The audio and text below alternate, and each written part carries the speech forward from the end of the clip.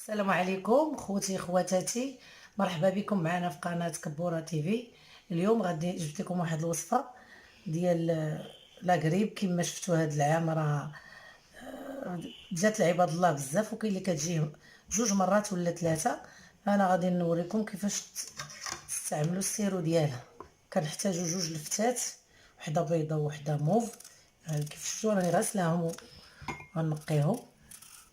نقيو اللفته، حتى الوليدات الصغار تا هما ديروها ليهم، راه ما فيش شي حاجه اللي غادي يضروا ولا ما نفعوا ما غادي يضروا. تعطي الوليدات الصغار تا تعطيهم معلقه منهم، كبار نيت وداووا بهم، ودرناهم ماشي غير واحد ولا كنداوي بهم بزاف الناس.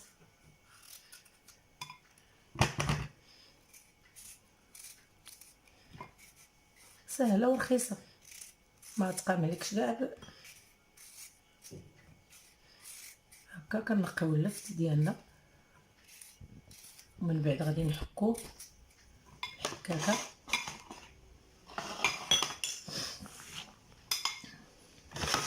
كنديرو هاد الحكاكه ديال الرقيقه اللي كتخرج بحال الجاموسي. مليح، وكنحتاجو 5 المعالق ديال السنيده باش نديرو السيرو ديالنا.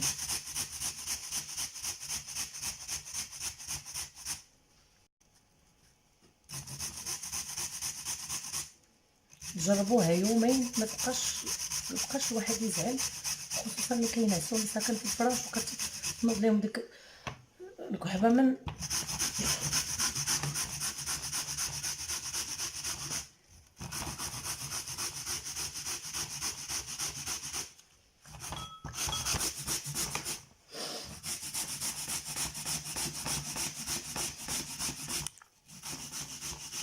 كنحكها رقيقه هكا باش الماء، باش تعطينا الماء اللي غطلق لينا ونديرو به السيرو هكا. ما توركيش عليها بزاف، ضربي غير بشويه بشويه باش. دابا هو اللفت ديالنا وجد، باش نديرو ليه الطريقه اللي قلت لكم.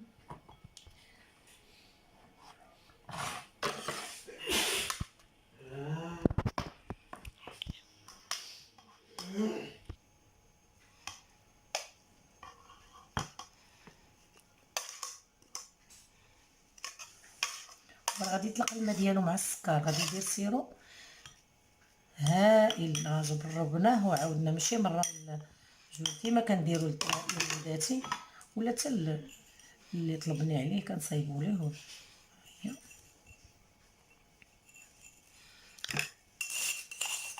ملي كنخلطوا اللفت مع السكر كيطلق الماء، وهذاك الماء هو السيرو اللي السيرو اللي غادي يديرو.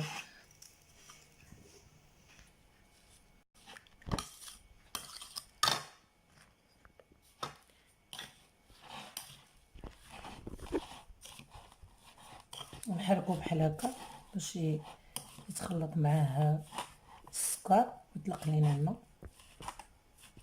تقدري دير تصايبيه، ومنين يكون عندك كتير، الا يبقى 7 ايام، ومن بعد تعاودي واحد اخر، راه ساهل باش تعاوديه حتى كيتقام رخيص. احسن من الا خديتي السيرو ديريه في الثلاجه.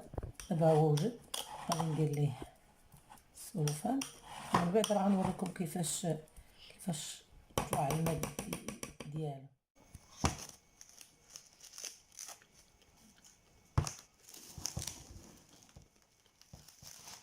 ندير ليه بابي فيلمي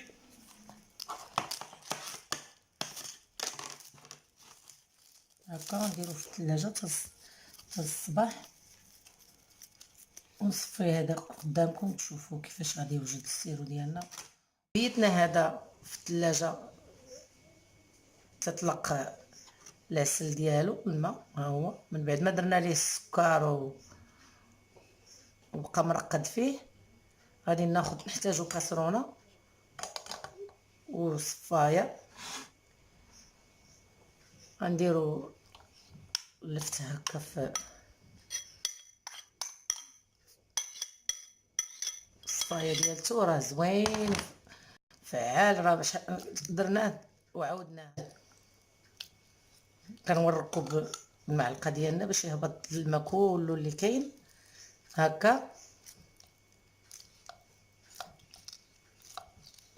وراه يبقى في الثلاجه 7 ايام ولا 6 ايام عاد يمكن لك تبدليه، وما ما توصليش كاع 7 ايام ولا 6 ايام ان شاء الله وكيتشافى الانسان ما غاديش. وكيعرق الا خداه شي الواحد راه كيعرق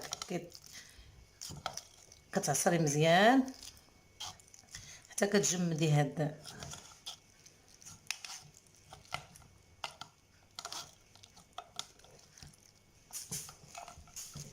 هو.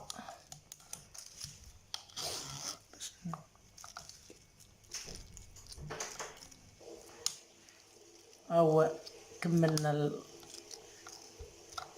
السقطر ديالنا باش سقطرناه في الشبكه كيف ما كتشوفوا. ها هي السيرو ديالنا وجد، شفتوا ها هو.